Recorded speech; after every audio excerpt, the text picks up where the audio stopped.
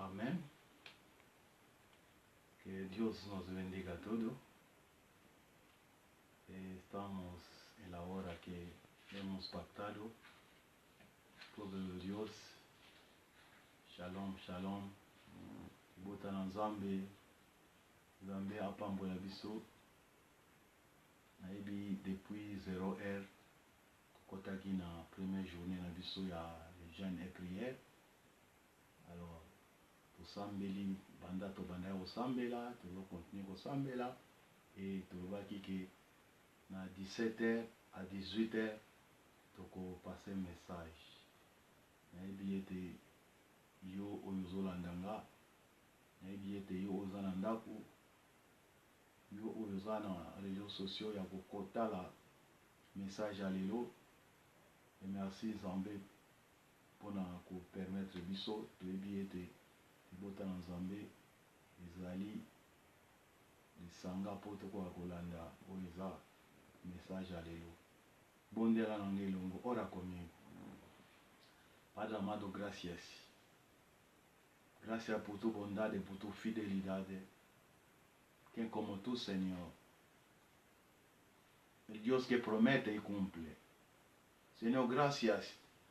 Tú nos has permitido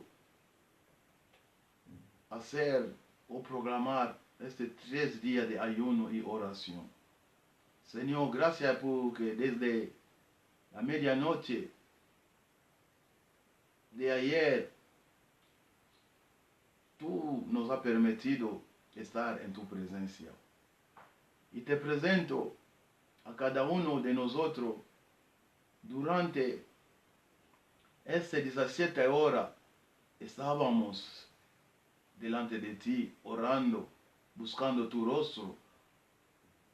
Señor, tu palabra dice, si mi pueblo que invoca mi nombre se humilla y clama a mí, yo responderé. Señor, yo sé que tú has respondido cada oración, cada petición de tu pueblo.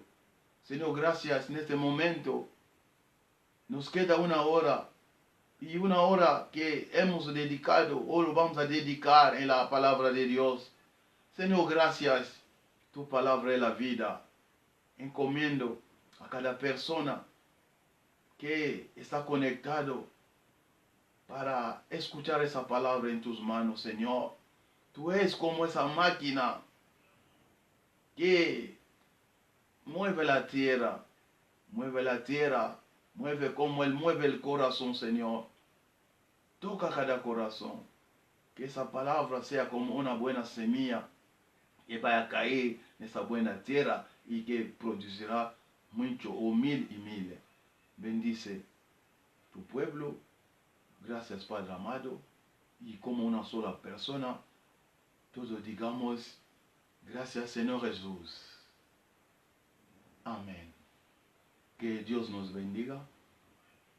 Y como hemos prometido que tendremos como tema,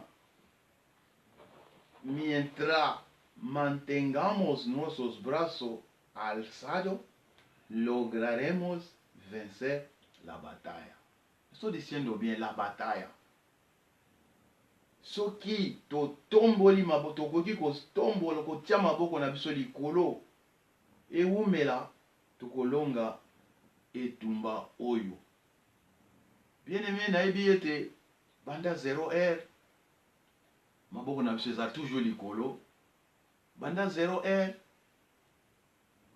non seulement maboko na biso eza likolo, mais mitema na biso pe eza likolo, etali epai Nzambe. Po Bible elobi na biso ete to fixe regard na biso epai na ye oyo asalaki likolo, asalaki mokili, asalaki biloko nyonso eza na sa mabele, oyo asalaki biloko ezomonana oyo ezomonana te. Bien aimé, yo mutu oyo ofixaki non seulement, otombolaki non seulement maboko na yo, mais regard na yo ezalaki na likolo ya ngomba, efixaki esika lobiko na biso eutaki, nayebi ete résultat eza positif. Bien aimé, toyebi ke thème na biso eza na Exode chapitre 17 verset 8 à 16. Exode verset 8 tina verset 17. Alors bien aimé, nengana beta moi sente pone logo moko boye. Toyebi que tozalaki na gêne. Éramos todo ayunando desde medianoche. Pero cuando comemos o alimentamos, cuando comemos alimentamos la carne. Pero el ayuno, lo importante del ayuno es alimentar el alma o nuestro espíritu. Acuérdate, el hombre es tripatrita. El hombre es de tres partes, como nos dice primero de Tesalonicenses capítulo 5, versículo 23. El hombre tiene cuerpo, alma y espíritu. Cuando hablamos de alma, el alma está ligado con el espíritu. El espíritu necesita ser alimentado, donde hay sentimientos, donde hay todas las cosas. Pero el espíritu que conecta con Dios es el que Él nos ha dado para recibir lo que es de Él. Así, el ayuno es alimentar nuestra alma y castigar el cuerpo. Acuérdate, el cuerpo siempre es Él que nos provoca tanto disgusto. Es el motivo, estamos ayunando y orando. Es importante, hermano en Cristo, cuando el alma, cuando nuestro espíritu tiene fuerza, realmente venceremos. Estamos hablando del combate que está dividido en dos partes. Josué bajó para enfrentar a Amalecita, que era el combate de frente a frente, que podemos llamar combate física. Pero en cambio Moisés subió en el cumbre del monte, y Aarón y Hur. Ahí lo llamamos el combate espiritual. El enemigo no veía a Moisés, no veía a Hur, no veía a Aarón, pero solo veía a Josué y los grupos que estaban ahí para pelear frente a frente. Es el motivo. Debemos entender que hay dos tipos de combate. Hermano en Cristo, quizá nosotros no estamos frente a la situación que está pasando, pero hay hermanos, los médicos, que están manteniendo, conduciendo ambulancia, y todas esas personas están enfrente de la situación que estamos pasando.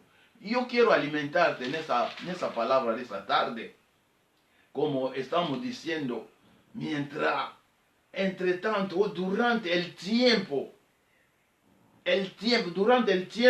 que vamos a mantenernos firmes, venceremos. Di conmigo amén.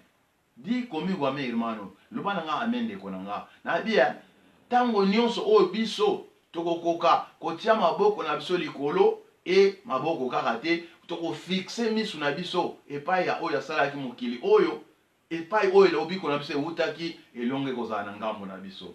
Alors bien aimé, eza vraiment eloko ya motuya ya kotala ya eloko biso tozo kolobela na tongo ya lelo to na après-midi ya lelo. Alors nalingaki comme l'habitude kopesa sous-thème, nalinga kopesa sous-thème nanga na oloba loba oyo loba sous-thème nanga loba tikela ngai nzela nalingi naleka.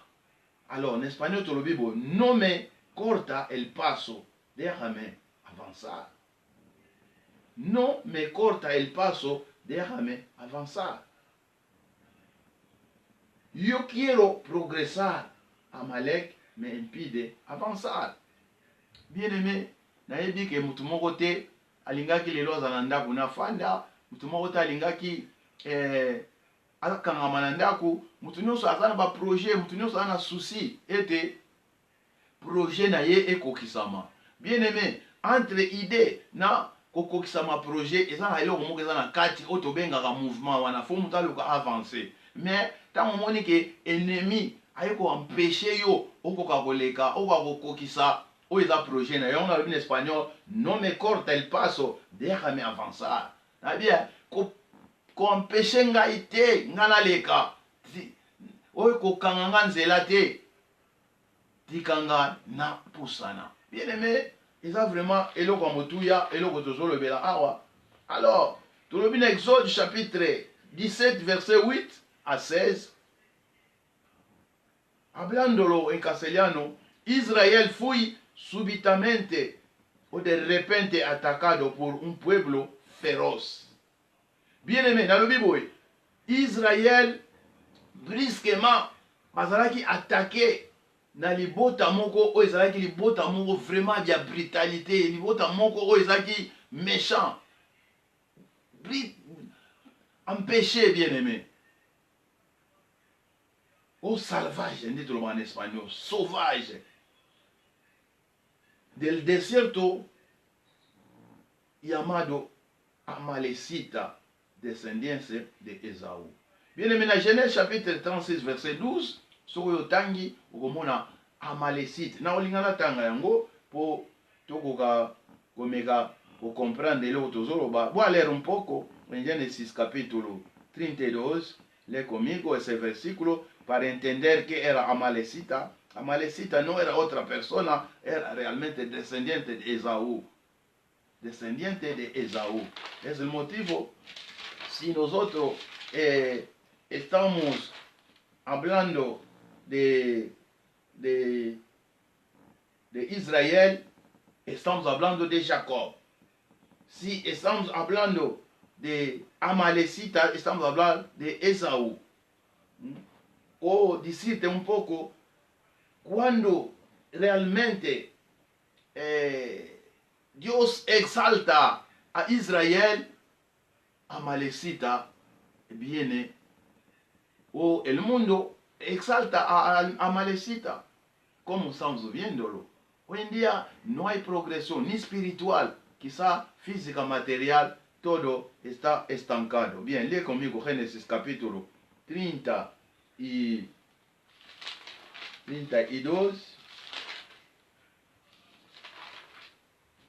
36, versículo 12. Te he dicho que Amalecita era descendiente de Esaú. Versículo 12. Génesis capítulo 36, versículo 12. La palabra nos dice así. Y Timna fue concubina de Elifaz, hijo de Esaú. Ella le dio a luz a Amalek. Amalek. Así vemos que era descendiente de Esaú. Y como te he dicho antes, cuando Dios exalta a Israel o Jacob, porque era realmente que tenía la promesa, el mundo busca o el adversario busca exaltar a Esaú o a Amalek. Es el motivo, siempre debe haber pelea. Hermano en Cristo, era importante.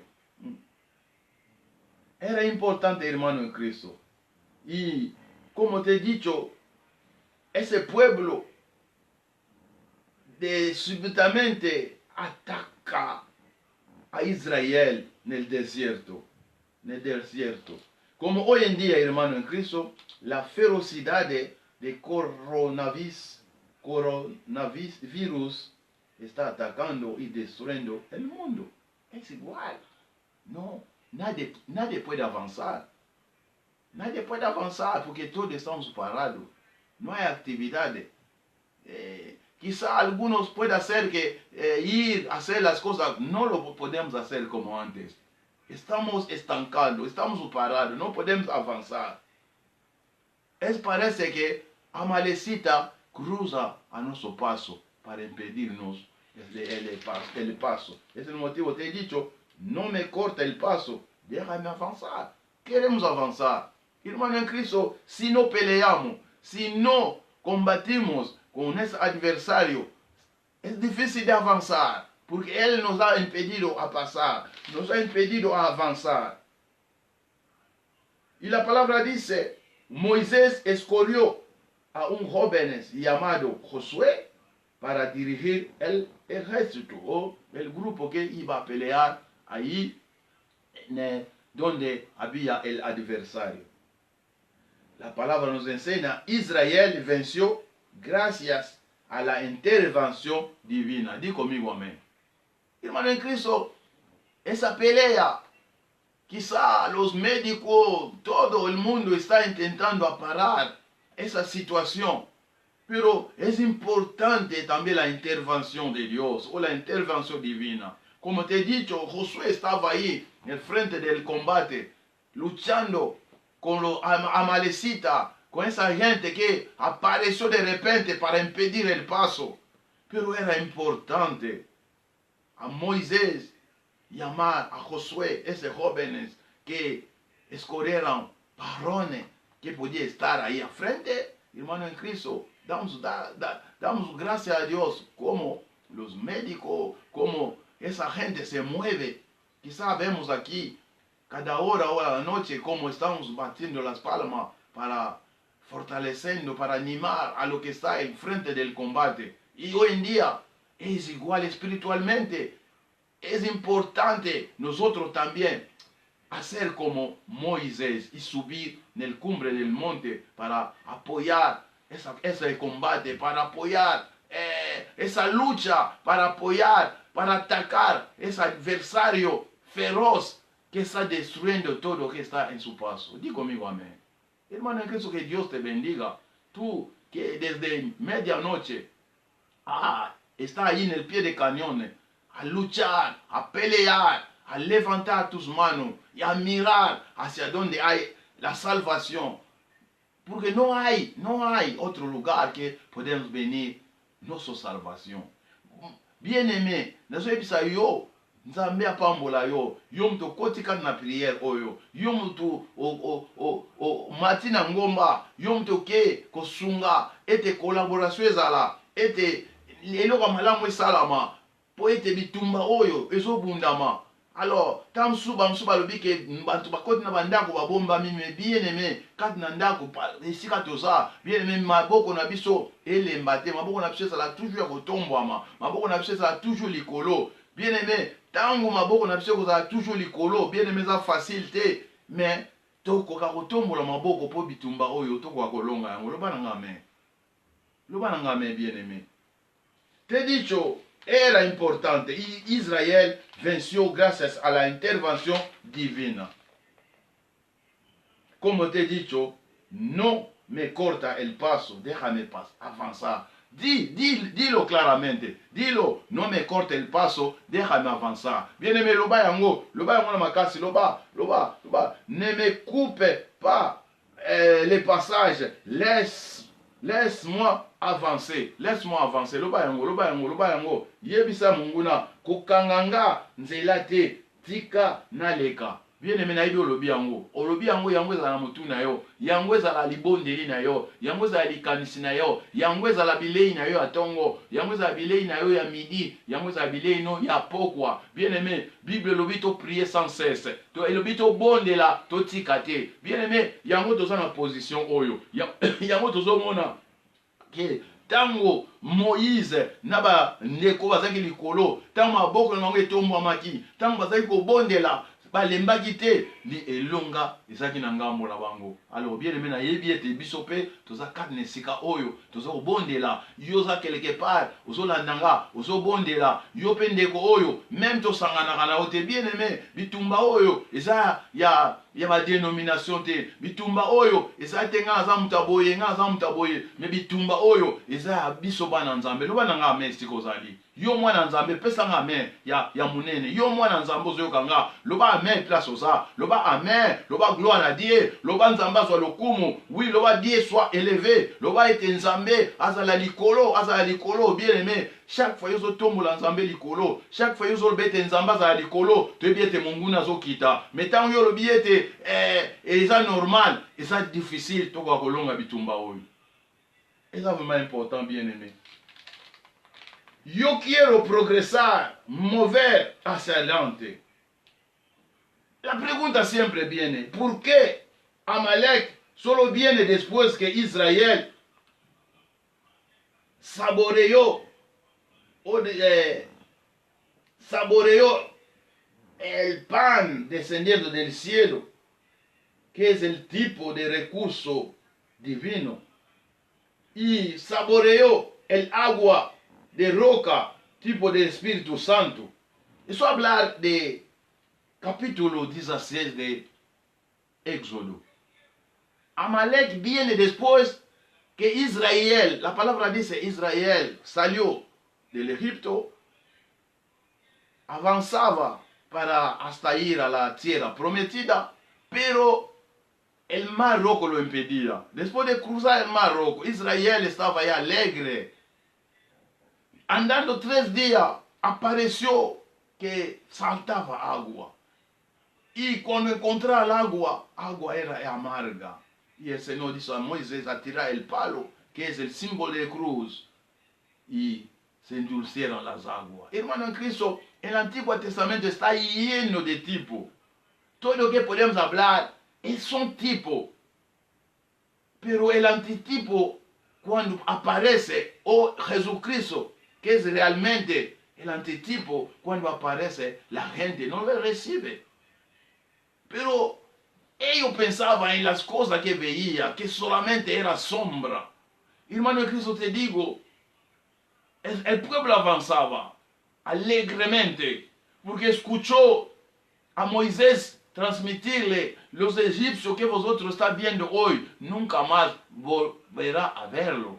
Sí, en el desierto no apareció más los egipcios, hermano en Cristo. Apareció Amalek.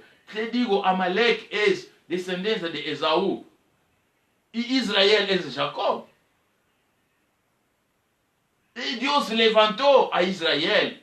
Y diciéndote siempre, cuando Dios levanta a Israel, a Jacob, el mundo levantará a Jacob, perdón, el mundo levantará a Esaú o Amalek. Di conmigo amén. Para contradecir, para impedir. Bien, mena lobi lo mo amutuya sozolandanga. Yom to koyoka espagnol. Te nalobi tango nzamba tomboli Israel to Jacob, mokili tomboli Amalek to Esaú. Pona nini e empêché.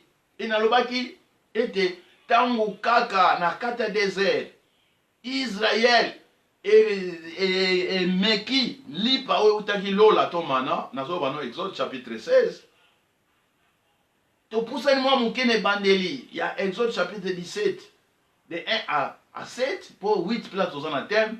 Bible lobi ete Moïse batindaki ye abeta rocher po mai ebima. Nabi ete Israël amekaki mai ya rocher to eza type molimo mosantu. Bien aimé, eza type ezalaki na molimo te me bamekaki. Alors Amalek abimi. Amalek abimi bien aimé. Pourquoi kaka tangu yo bandi koyoka elengi ya bonzambe loba nanga me. Tangu yo bandi koyoka elengi ya kozala na position na on église. Tangu yo komo yoka elengi ya koservir nzambe, tangu yo komo okumisa nzambe, emba Amalek abimi po empêcher. Azoko empêcher yo nini? Bien aimé, azoko empêcher oyo eza liboso na yo. Loba nanga amen. Bien aimé, dans le Exode chapitre 16, peuple ezaki na nzala, et Bible lobi na biso na verset 15. Exode chapitre 16 verset 15. Bible lobi Israël etunaki wana lisusu nini yango? Na otangelo yango po tango su ozalaka na difficulté otanga Exode chapitre 16 baoyo bala biso mana eza type ya lipa oyo ekutaki likolo, eza type ya Jésus-Christ oyo akitaki po aya kokokisa baposa na biso, aya kokokisa banécessité na biso. Bien aimé, verset 15 dans le baki na yo Bible na biso boye espagnol lobi boye. Et bien de notre Exode chapitre 16, y bien de los hijos de Israel se dijeron uno a otro, ¿qué es esto? Tamba moni mana batuni oyo susu nini yango? Porque no sabía qué era. Entonces, ¿qué era? Puba yeba kite ezalaki nini? Bien aimé, nasi ozaka bambongo osala makambo nyonso, mais bien aimé, moto azangi Yesu na vie na ye aza na problème. Jésus-Christ, c'est le pain de vie. Oya kitaki, pour kosisa ba posa na biso. Tant toujours ba nécessité, toujours ba na nyonso, ba posa na biso nyonso. yango Bible lobi yango ya kitaki. Alors Bible lobi ba monaki yango te, ba yebaki yango te. Et Moïse azongiseli bango na verset 15. Et elle pense que Jéhovah usda para comer. Loba nanga amen ya monene. Babi ezali nde bilei oyo nzambe apesi bino po bolia. Bien aimé, tant tozo ba bilei tozo loba kokokisa baposa. Bien aimé, Israël alaki na kata désert ne perdement. Et nzambe apesaki bango bilei oyo utaki lola. Bien aimé, mokili ezali ya kokufa. Jésus-Christ akitaki po ete asisa baposa na po akokisa baposa. Bien aimé, moko ta kokokisa baposa. Soko ozangi Yesu moyo na yo. Baposa kokoka te. Et peuple comprenaki que ezalaki mana o bango baliaki. Alors, plus loin, soko na verset 17 de 1 à 7, to mona peuple ezangaki pe mai. Alors tant tolobaka nécessité tobaka nzala eza ba nécessité nyonso. Saint-Esprit aza kota molimo et oeza lipa eza côté ya ba nécessité physique nyonso wana. Alors ensemblage nango eza toujours kozanga. Bien aimé, tout le monde dans chapitre 16 à Exode que ba goûter ba meki. Bien aimé ba mekaki. Mon mon santo ayaki na tebe ba mekaki. Loba nga ba mekaki. Loba nanga ba mekaki et loba nanga na meki. Bien aimé, ezalaki important na marche ba goûter o ezalaki eloko eko yasima o ekozala vraiment vérité. O tozo bezaki sombre, o tozo na désert ezalaki elilingi, o tozo na désert ezalaki type, mais antitype c'est bien Jésus-Christ. O yemo kotango ayaki abaki na bango ete ba papa na bino ba liaki mana na kata désert mais ba kufa. O ya kolia nzoto nanga akokufa te. Loba nanga amen bien aimé. Loba nanga amen. Yo mutu oyo ozo négliger Jésus-Christ. Yo mutu oyo ozo négliger Jésus-Christ pona ba posa biloko ya mokili, pona maka mokili. Mais lelo toza wapi? Toza na kata bandaku, toko bombani, lokola bampuku, to bombani, ozotala na fenêtre, et soko bimi faut o justifier oke ko sala nini. Bien aimé, toza na tango ya type te, mais toza na tango antitype. Jésus kitaki bien aimé. Akitaki po aya kokokisa ngo. Yesu alobia ba papa na bino baliaki mana kati na désert, kati na lisobe ba kufa. Mais oyo akolia nzoto nanga, nzoto uti likolo akokufa te. Loba nanga amen bien aimé. Et peuple egoutaki na kati na désert verset 16. Et na verset 17 Bible lobi ba komi na posa ya mai. Loba nanga amen bien aimé. Ba komaki na posa ya mai. Et peuple ezali ko mirimire. Peuple ezali komimere. Sipani lobi, tout dans la congrégation, dans le verset 17, chapitre 17, verset 1. Tout dans la congrégation de los hijos de Israël partirent en des desiertos de signes pour su jornada, conforme al mandamento de Jehová, y acamparon en refugio y no había agua para que el pueblo bebiese. Bien aimé, mai ezalaki te. Nazo wana na ba type, bien autre bano type ya ko goûter mana. Mais mana ezalaki toujours, ezalaki non réalité, ezalaki sombre, bien aimé. Y altercó el pueblo pour Moisés. Bien aimé, mobulu ekoti pour Moisés. Danos agua para que bebamos. Y Moisés le dijo, ¿por qué altercas conmigo? ¿Por qué tentas a Jehová? Bien aimé, peuple, balié biloko wana ezaki kaka insuffisant, bien aimé. Baliaki biloko, basisi baposta na bango banzoto, banini, batondi, Bible lobi soko tangi na 16, bazo sepela kolia, bato alokoso, place ezaki na samedi bazwaka, non, jour normal bazwaka ration moko, muso azwi 3 ration, mais toyebi mana soko ozwi 3, ebebi, po ezalaki fozwa mokolo moko, yo otanga yango na 16. Mais c'est insuffisant, il fallait maï, bien aimé. Il fallait goûter mon limo. Le bananga merci kozali. Alors Bible lobi que comment qu'il faut discuter, peuple comment qu'il faut discuter. Alors verset 3, il y a chapitre 17 Exode lobi. Ainsi que le peuple trouve Ali cède. Il murmura contre Moïse et dit, pour que nous ici se subir de l'Égypte para matar nos descendants à nos autres, à nos hijos, à nos ganados. Pona nini, yo memi biso, na atato liye biloko, me maya komelezate, yo memi biso to kufa na posa mai, biso na bana na biso, na bibwele na biso. Bien aimé, ozomona langage ya Nzambe. Mutu aza na bafere na ye, mutu aza bi ali atondi mais bien aimé molimo mosantu soko aza na yo te bien aimé kufa eza loba na nga amen siko ozali ezalaki important lisusu bagute mai bible lobi na biso na verset 4 entonces clamó Moisés a Jehová diciendo ¿qué haré con este pueblo?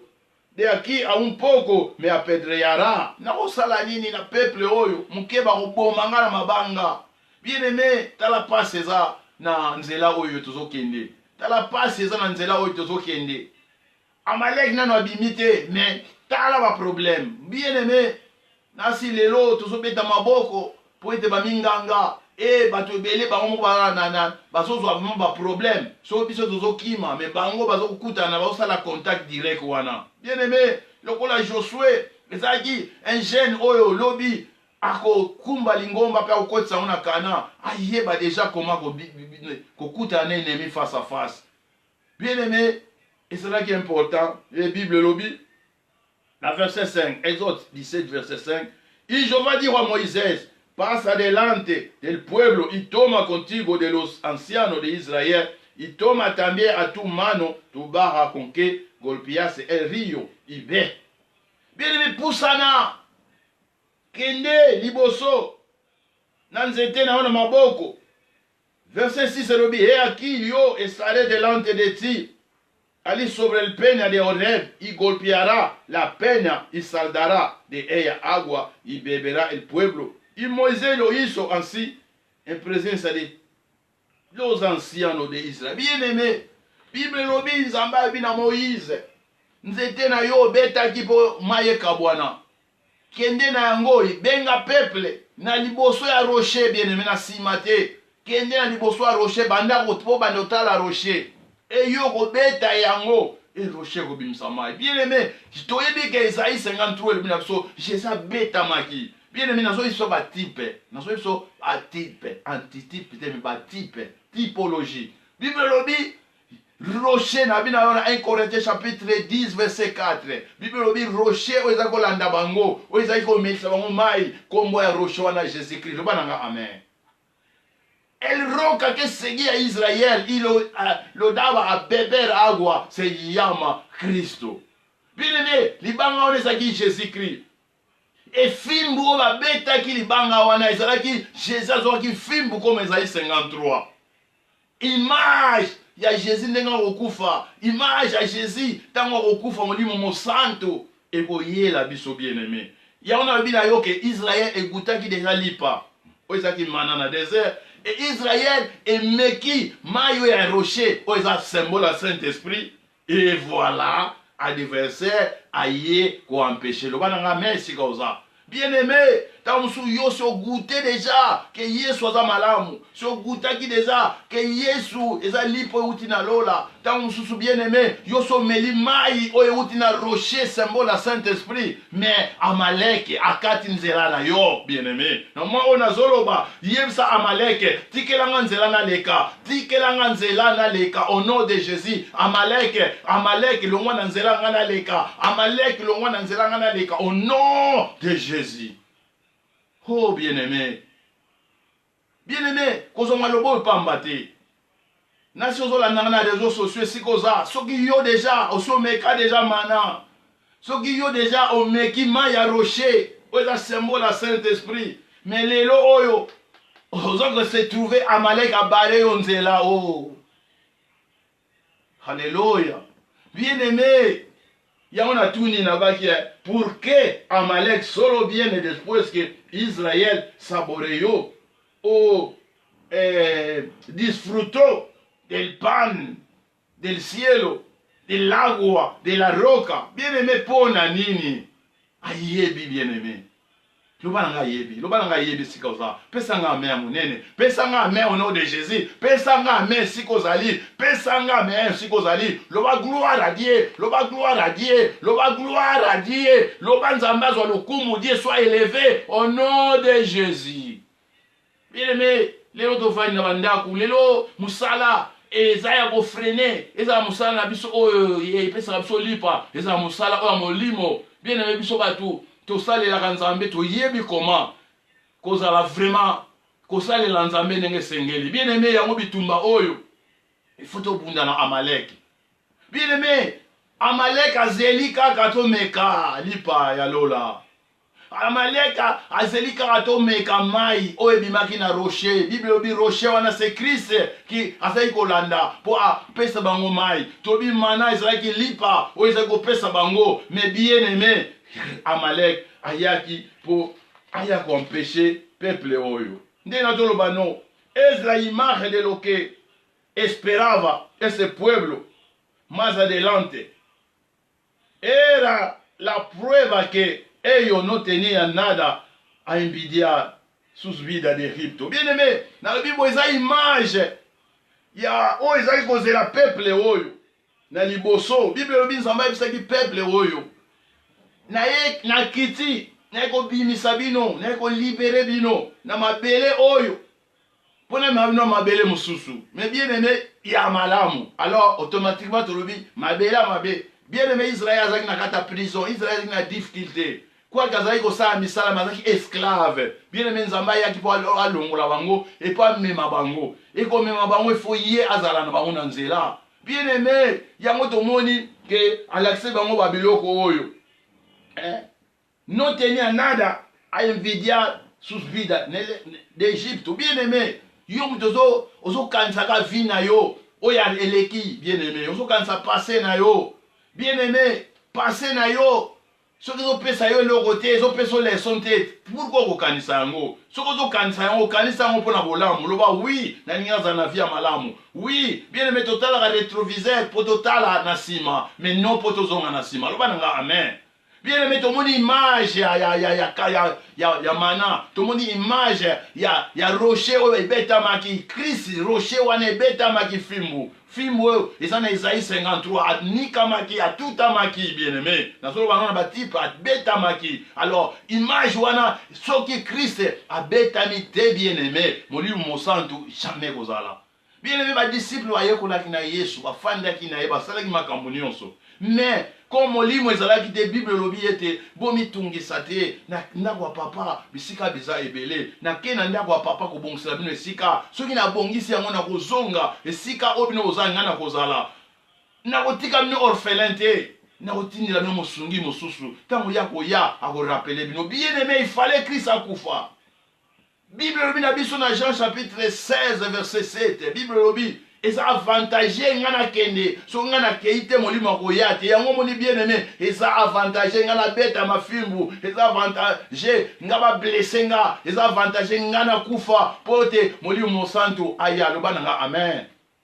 Oh ya bashandala baba. Bien aimé, soki ezalaki bongo te Israël alinga ozala na rocher kotala rocher banda tongo tipokwa lobi na tongo tipokwa rocher linga kobimisa mai te loba nanga amen.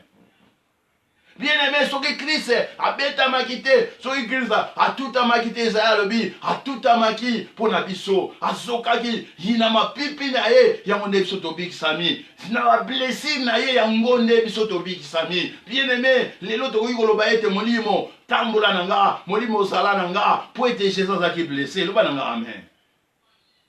Mais bien aimé, tomoni na kati ya nzela peuple ntango egute biloko oyo Amalek abimi nde na lobi na yo bayebaki déjà que oui peuple oyo ezala ezokende na bonheur et yo pe fale oyeba ete oza na posa te ya kokanisa biloko otikaki nsima loba nanga amen. Yo moto okanisaka kaka makambo no ya lobi vi na yo ozalaki na yango. Bien aimé, vi na yo akala soki vi no eza malamu pourquoi yo bimaki?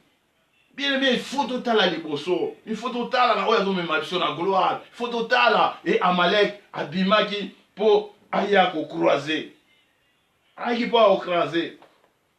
Israël venció grâce à l'intervention divine. Nde na otakoloba Israël elongaki bitumba na Amalek po ete Nzambe ayaki kosala intervention na ye. Bien aimé, tokoki kobunda tokoki koloba oyo nyonso tozosala eza malamu, mais bien aimé, faut to prier mpona baminganga, faut to prier mpona bamikonzi na biso. Bible na biso na 1 Timothée chapitre 2 et mna biso ete to prier mpona bao nyonso baza élevé, to prier po ete to vivre na kimia. Bien aimé, losambo na yo ya na lobi na yo bien aimé tozo gêner Alors, jeune faisait accompagner la prière. Tu dis pourquoi tu jeune, ça toujours qu'à poto boma.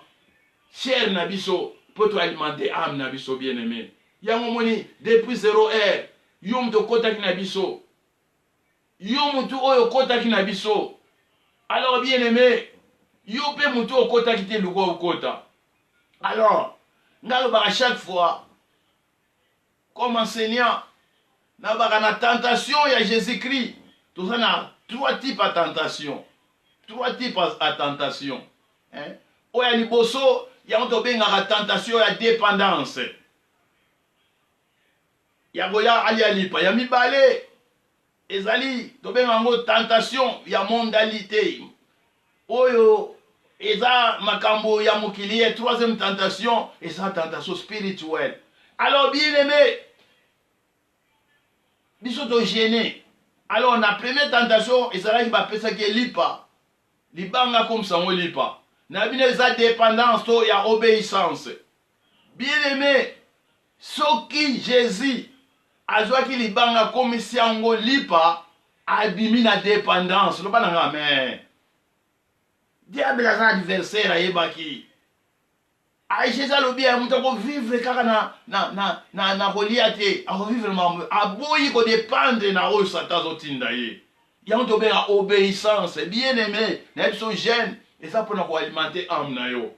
Alors yo tam solobi, ngala mela, on va mela pe kiss au lien ne ngoli aka to changer coutume na yo. Na bi na yo premier tentation ça et ça y a dépendance, obéissance. Est-ce qu'obéir Zambé 0-1 to baki to kota na jeune. Tolesa nzoto na biso te me tolesa molimo nanga. Yom tolesa ki molimo loba nanga amen. Yom tozana kati ya jeune loba nanga amen. Yom tozana jeune oyo loba nanga gloire à Dieu. Yom muto obéir nzambe loba nanga amen. Amen ya munene. Alléluia. Bien aimé. Muto aza molimo nzambe. Bible lobi Jésus a jeûné 40 jours et 40 nuits. Azaki rempli dans Saint-Esprit. Et molimo memie pour qu'il nous relaxe preuve. Alors, diable, pas en Zambé sa preuve et pas il y a Satan et sa tentation. Pour Zambé, Ameka Moutoute, Zambé, l'extraction est preuve. Bien aimé, foi. Foi na yo, pour briller, il faut, et ça le rôle à or, fait les ganamoto. Alors, bien aimé, Bible n'a pas été Israël a longaki pour une intervention en Zambé. Esa ferocidade de coronavirus sera aplastado por el brazo ou intervention divine. Lo bana ngame. Na bino boy.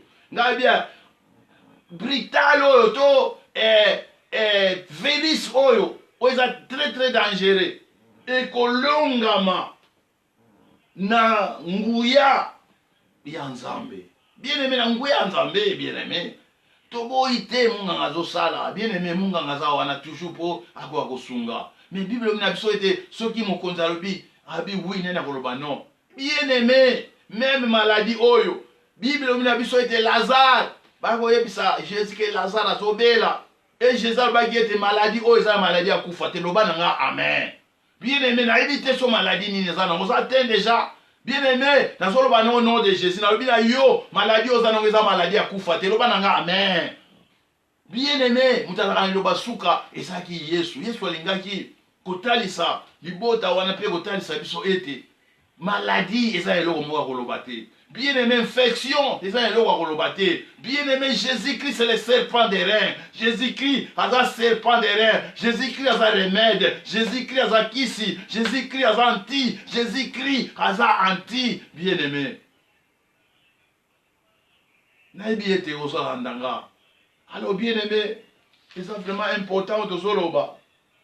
Queremos mantener nuestros brazos alzados para lograr cada batalla hasta vencer la guerra y destruir completamente a Amalek. Bien, mais bien, tolingi ko continuer ko tombola maboko na biso likolo poto longa etumba oyo tito longa etumba suka. Na bino tolobi bataille na guerre, deux choses différentes bien aimés. Bien aimé, dans le livre place aux otanga, so comme kota suka, dans Exode chapitre 17, Bible robia, Nzamba baki ete Israël ozanabi tumba na Amalek, guerre na Amalek de génération en génération. Atabo longa ki Amalek na moment wana, Attaque, ba prière sala ki bolongi bango ezaki bataille. Loba nanga amen. Mais bitumba na bino, ekozala continuellement de génération en génération. Bien aimé. Bitumba na biso, na diversité. Et ça, de génération et de génération. Loba nanga amen.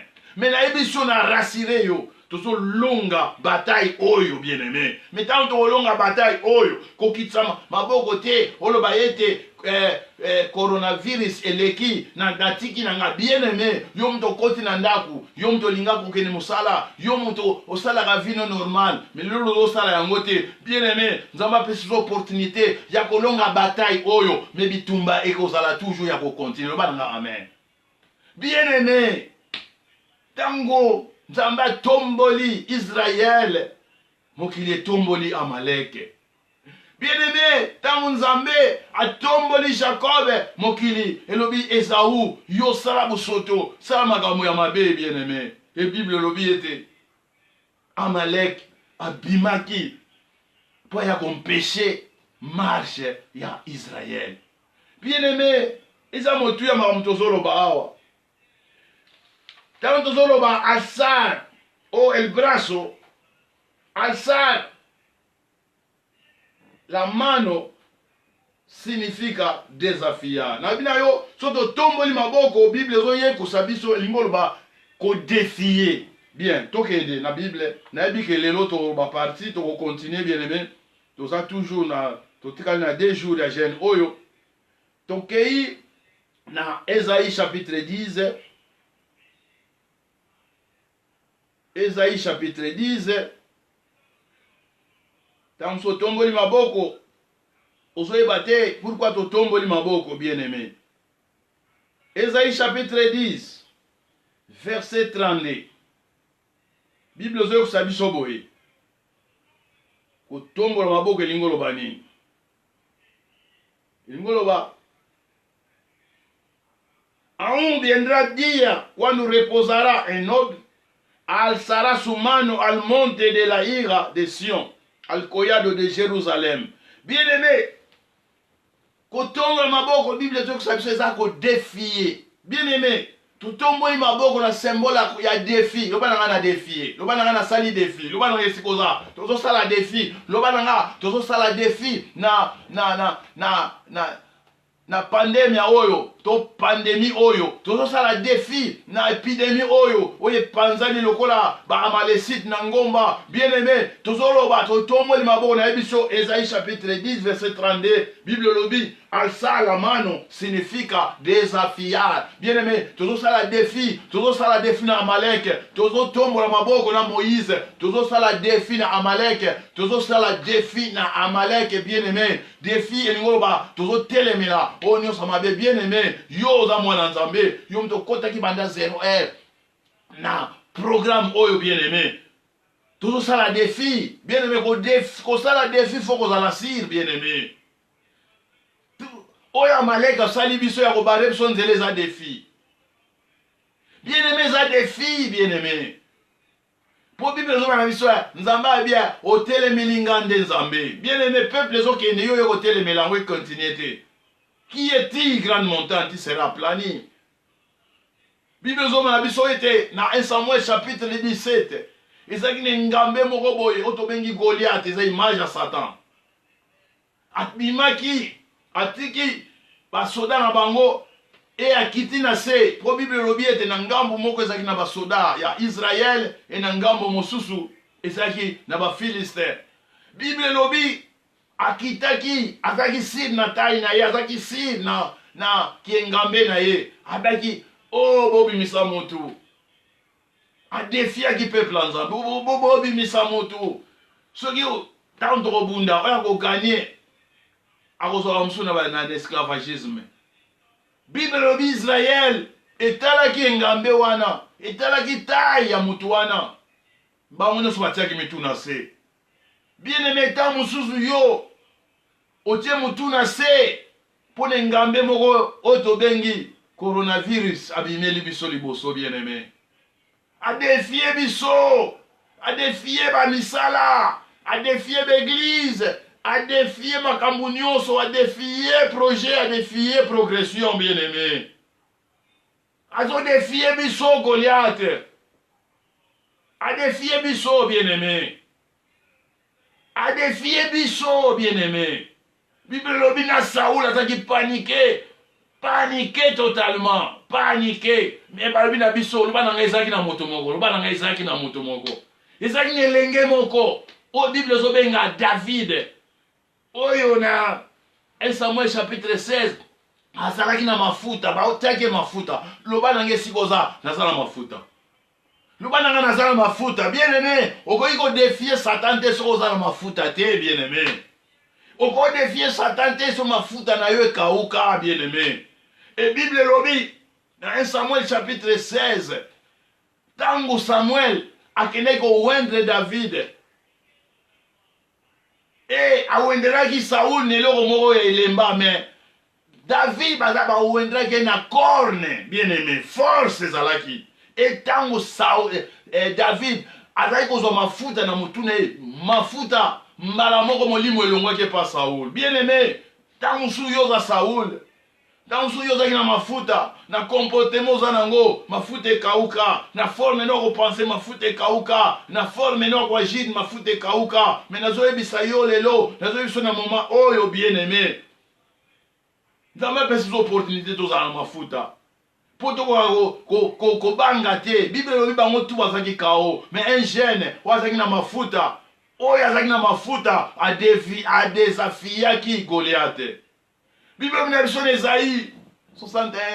Eh bien, nzambe atie mafuta likolo na nga, apesi nga nguya mpona kodelivre, bien-aimé.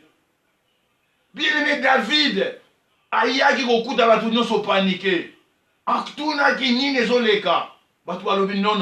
Eza na tata moko, eza na ngambe mobali moko.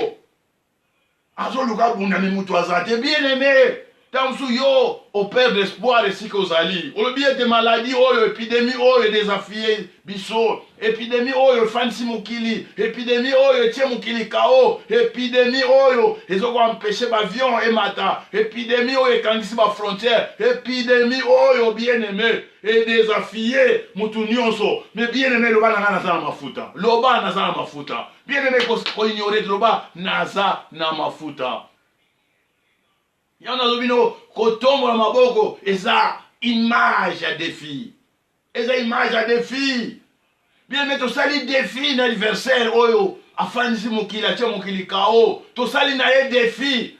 Alléluia. Bible lobi ete toko apelani Satan. Et Bible na biso na Luc chapitre 19 lobi ete nzambe apesi biso autorité, pouvoir ya ko marcher sur les scorpions, ya ko marcher sur les serpents. Et là moko ko nuire biso ezate. Loba nanga amen sikoza. Loba nanga amen. Tombola maboko loba amen. Loba gloire à Dieu. Loba Dieu soit loué. Loba l'incomparable c'est Jésus. Loba le vainqueur c'est Jésus. Le vainqueur c'est Jésus. Bien-aimé, David a image à Yesu. Asalaki défi. Et en face à Goliath, Goliath a monaki un jeune moko kaka boye. Alors Saoul alingaki asala ba piège. Bible lobi Saoul azwaki alatisaki bibundeli oyo abunda nango maganya te. Bien meta mosusu mpeza yo ndeko moko azolatisa bibundeli oyo banda abundaka ganyaka te. Banda makambo ebimi akomi lokola mpuku. Bien aimé, bibundeli wana eza ba char de combat za banini, bien-aimé, ba blindé ba char de combat epanzanaki ba pine na mer rouge loba na mer. Alors les jeunes wana mekaki bilo balatisaki na Saoul. Non ezaki kilo wabaki non na okende nango te mpo na lata yango te. Mais ntango yo, bien-aimé, ozolata biloko puede haber que tú hermano en Cristo en ese momento alguien viene a decirte la mejor manera de vencer es este. Sí, no descartamos los médicos, no descartamos toda esa gente que está trabajando, pero nosotros también queremos colaborar. Es el motivo que estamos desafiando.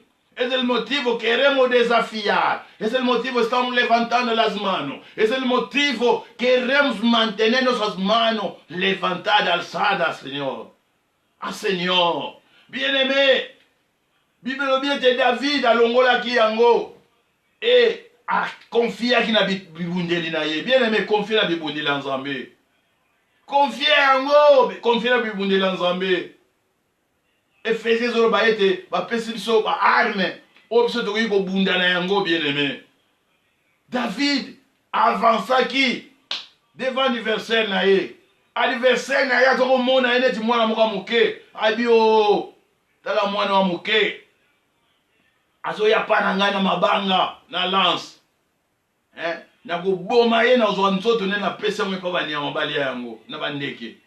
Eta musu bien aimé maladie oyo. Ezomona moke. Ezomona ye loko te. Maladie oyo elobi ekosisa l'église. Maladie oyo elobi ete koparar mission ekoparar vision ke Nzambe akumisama te, bien aimé. Na moment oyo, bien aimé, nayebi ete yo lati bibundeli, yo zwi lance na yo, yo zwi mabanga na yo, bien aimé. Mais eza na libanga mona kata mabanga, loba eza na libanga mona kata ya libanga. Loba nanga eza na libanga moko na kata ya mabanga, komba libanga ngo Jésus-Christ, komba libanga yango Jésus-Christ de Nazareth, kombo ya libanga na Jésus-Christ de Nazareth. Et bien aimé, David pa lancé qui va parole na ye. Kotika la gana maloba ote va lancer. Que to kotika la boye, to kozongi sabo bien aimé, to kozongi la vie n'abso normal, ba nanga amen. David a ebisaki Goliath dans lancé les parole ya malédiction. Il a lancé qui va parole la victoire, bien aimé na moma oyo, yom to batami, yom to bomba mi na coin, yom to za ya ko bomba ma, bien aimé na moma oyo. David a tombraki, abiete, so yozo yananga, na balance na balini, ngana zo ya devant yo au nom de Jésus, bien aimé tellement au nom de Jésus, avancez vers Goliath au nom de Jésus, avancez. Et si la maladie au nom de Jésus, avancez devant Goliath, bien aimé, poussana avec foi, poussana avec espérance. Bible dit Jésus a vainqueur, mais Atieb sont plus que vainqueur. Osali kola molongi, bien aimé. Osali kola molongi, bien aimé. To défiete, adversité oyo. Amalek po ete. Tolingo défier, mais tous autres défier au nom de Jésus. Bien aimé, tous autres tombent le maboko au nom de Jésus. Et bien aimé, tous tombent le maboko oyo nakata ngomba, bien aimé, na présence en Zambé. Bien aimé, tous tombent le maboko oyo na présence en Zambé. Yango toto bien aimé. El brazo del cuerpo capaz de levantar carga y defender a las personas. Bien aimé, maboko ezali po eko mema charge pe ko défendre batu. Yango symboliquement tozolobela na poko lelo. Bien aimé, maboko na biso po eko kozala ya kotelema. Il faut te confier pa Nzambe. Défi oyo tosali yango te po ete tozaba intellectuel. Poto yebi, poto zana nte, to sali en poto zana mafuta. Le bon zana mafuta. Bien aimé, nebi ete Moïse amataki na ou Aaron na ngomba. Et Josué akitaki na bitumba. Bien aimé, nebi ete ba Josué baze belawa. Ba minganga baza ba Josué. Ba chauffeur ba ambulance baza ba Josué. Bandeko bazoteka na batienda na première produit alimentaire baza ba Josué ou bazoteka na magasin bazokuta na batu même ata balati bagan diable azarisé tout le monde mona ba forme ya bagan kotisi bozong so bimisi boy tout le monde outil libanda zo sapato ça bien aimé diable azarisé mais bien aimé to bien te Josué et sika na devant adversité biso tozana ngomba lobalanga tozana ngomba. Lobananga tozotombola maboko. Lobananga be stratégie za soki maboko elembi, to ebi ete stratégie musoyo kozala. Lobananga to défier. Alléluia. Bien aimé, na ebi ete to continuer programme na biso. Tozo comme à 18h. Alors 18h to lakaki chaque 18h to banokita et to funguli pe jeune. To baki bien aimé kolesa nzoto ezalaka kosunga nzoto ekele ezwa makasi. mais jeune eza kolesa molimo. Bien aimé, nasi banda 0 yo kotaki na prière oyo. Okotaki na défi oyo. Nde tolobi kotombola maboko selon nde tolobi kotombola maboko ezali selon Esaïe chapitre 10 verset 32 eza ko défier kosala défi. Tokotaki na défi oyo banda 0 tobaki ete toko gêner toko prier. Bien aimé, merci pour na oyo sali yango. Nabaki première tentation oyo eza na Luc chapitre 4 bien Matthieu 4. Première tentation, il y a lipa et libange comme lipa. Il y a une tentation, il y a dépendance. Tout, il y a obéissance. Bien aimé, et ça qui diable mais qu'à Christ, soit à gobo et à goto sans zambé, à gobima la dépendance. Bien aimé, ce qui l'est là, obima la dépendance sans zambé. Tant que soit qu'il tout ce qui t'a. Toi, n'attends, si 0 est au côté de sous. Tu au côté de l'obéissance, tu au côté de la dépendance. Bien aimé. Pour tout ça, la défi, il faut obéir, Nzambi. Pour tout ça, la défi, pour ma boko na biso, ça vraiment, il y a hôtel manatamu la ibabi mientra. Bien aimé, pendant que ma boko ya Moïse, et que ma boko na biso, pe ozala ya hôtel ma, to kolonga bitumba, oleba na ngame. Bondela ngelungu. Seigneur, to pamboli aux Nzambi. To pamboli les rois des rois, to pamboli El Shaddai, to pamboli Yom Toleki Kolo. Topambolio, l'incomparable. Topambolio Emmanuel. Topambolio le roi des rois. Topambolio celui qui vit à jamais. Merci, ceux qui n'ont pas de désert.